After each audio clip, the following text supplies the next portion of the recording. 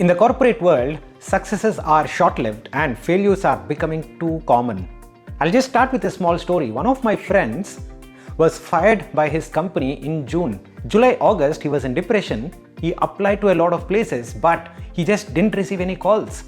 September, he got a call, he converted, and he even started working there. And in October, he was asked by his client to apply for H1B Visa so that he can fly to US and work from there. Now you can see how tables turn so quickly in the corporate world. Well, you need to be ready to tackle negative situations and also positive situations in the same exact way. In this video, I'm going to talk about 3 skills that can help you tackle these situations to start with. And also, I'm going to talk about how these skills can impact your salary. On top of that, towards the end of the video, I'll share a simple pyramid structure through which you can assess your own skill level and see how best you can move forward in your corporate journey. So let's get started with the skill number 1. You tell me, in your company or in any other corporate out there, what is the most important thing for the company? Take 5 seconds to think about it.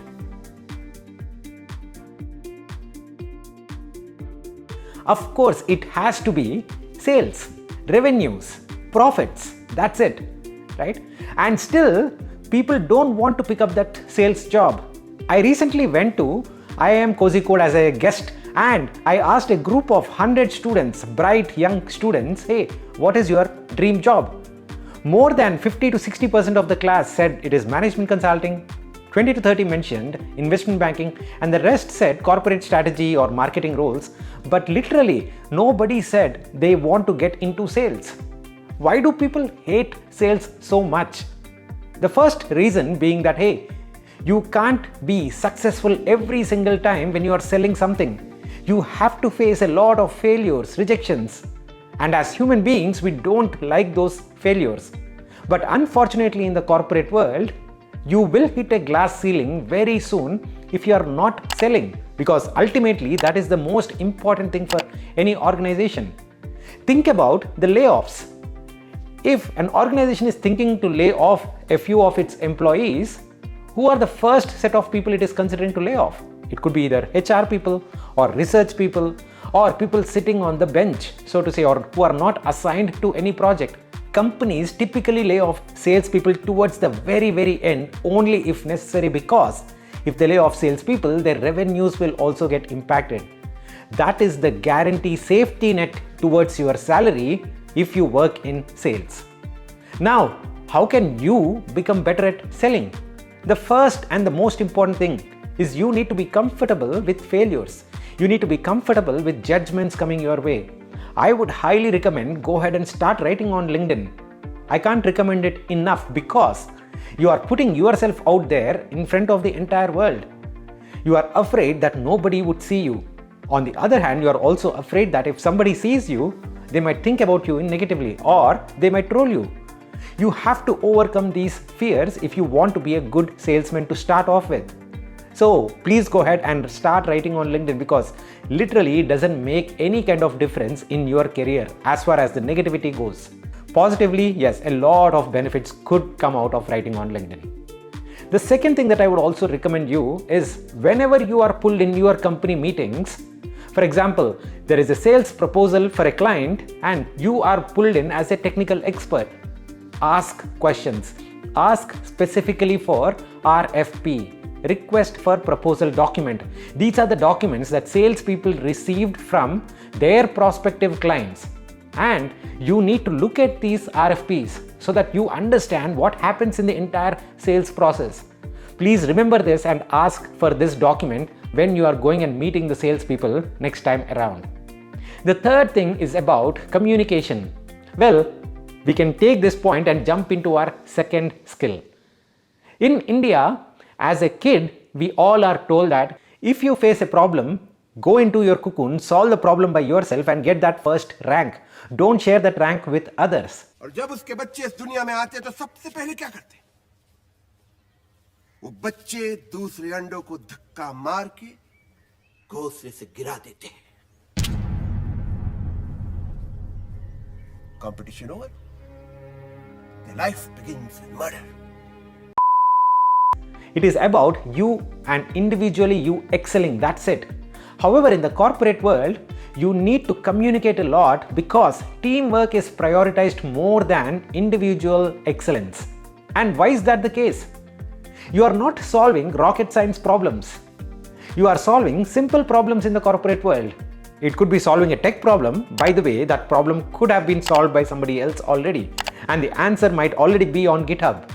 And if you are solving for a business problem, it is all about logic, how well you can convince others. All this requires you to go ahead and openly communicate your thoughts. You should be good with speaking your mind. I have seen countless people with 15 to 20 years experience hitting a glass ceiling in the corporate world, which means they are not able to go higher in the corporate ladder. And the reason being, they are not able to communicate their thoughts effectively.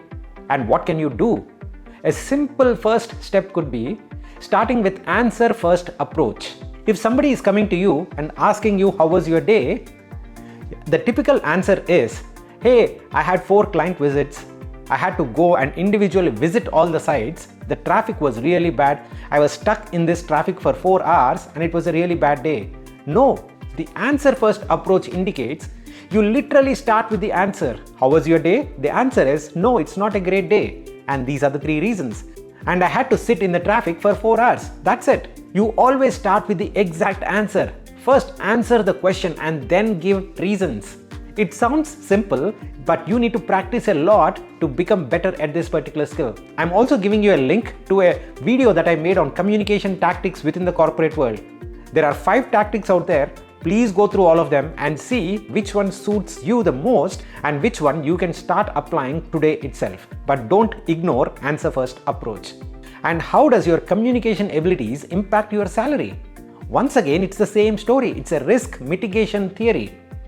If you are able to communicate all the issues that you encounter, if you are able to communicate all the ideas that you have, then people can't blame you unnecessarily. You are always keeping your manager, your manager's manager, your client, everybody in the loop, and you mention to them the problems that you are facing are not within your control. If it is in your control, you have already solved it. This blame game stops and you will be rewarded. If not rewarded, you cannot be punished. And this is very, very important. You need to always save your back in the corporate world. Now moving on to the third skill. Let's not, of course, ignore artificial intelligence. You think about 2 fields, only 2 fields where artificial intelligence has not penetrated yet. Think for 60 seconds and tell me if you can come up with a field. Well, I did think through a lot, and one field that I can think about is human exploration of Mars.